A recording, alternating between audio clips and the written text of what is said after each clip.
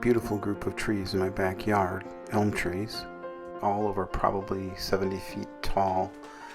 And then some of the trees were dying, so I had to thin them out, had a professional tree removal service come in, and then tragedy struck. And one day, my tree, the one tree I had left standing, was blown over by the wind and crashed perfectly between me and my neighbor's garage.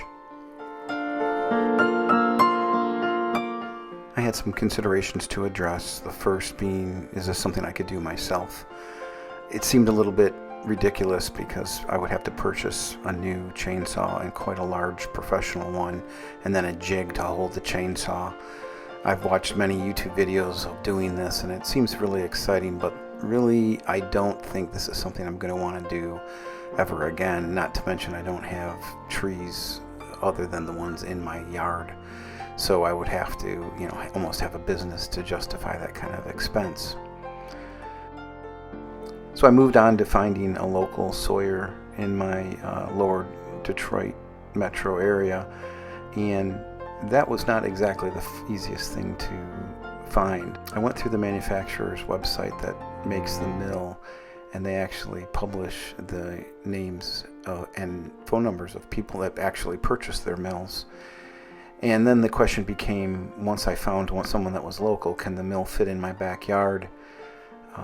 The other question is how to move 1,000-pound logs, where to stack the lumber when you're done. I had to get stickers to provide air gaps so the logs could dry, and find a place to keep them covered. And one of the unexpected pleasures was that the logs, as they dry, are quite smelly. I was lucky to find a company within an hour of my house named Milford Milling Company. It was owned and operated by a gentleman named Brent Brophy, and I was fortunate that I did find him.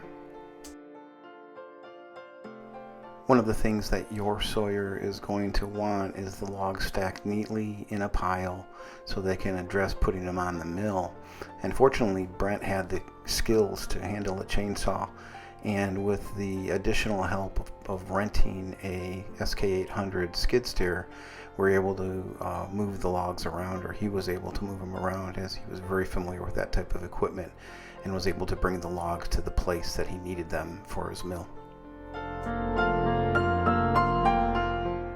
I'm going to include the entire milling process sped up at 8 times because it's kind of a history that I want to keep track of and be able to go back and see what happened. And if you've never really seen the entire process, it's a great introduction to what actually happens and how the tree logs get milled.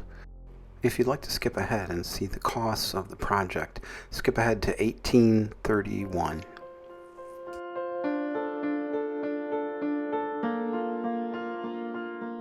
It was intriguing to watch him back the mill into the backyard, set it up, level it, and how it kind of unfolds almost like a transformer to get ready to receive the logs.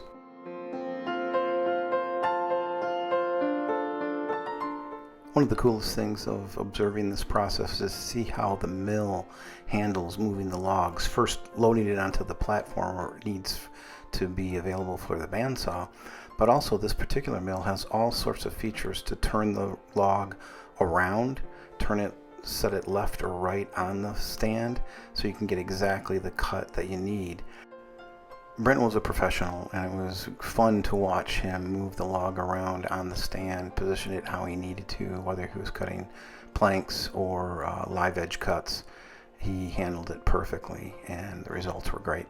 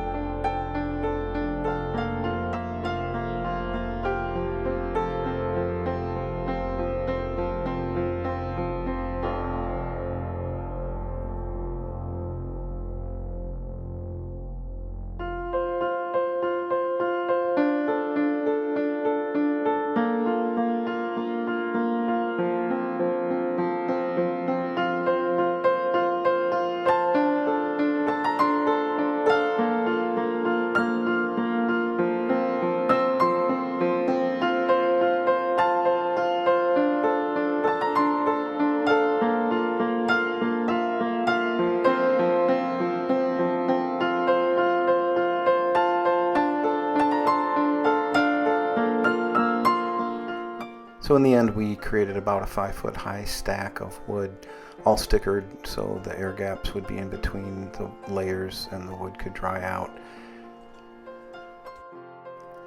It was quite a relief to have the beginnings of a backyard again, although there was some cleanup needed with the sawdust pile and the logs needed to be moved against the back of the fence. I have the beginning of getting my backyard back and a real nice stack of lumber for woodworking projects. One last thing to consider is if you have a vehicle that is capable of towing the skid steer. In the end, the project cost was $1,267, including the skid steer rental. I was glad that I hired a professional. He really did a fantastic job.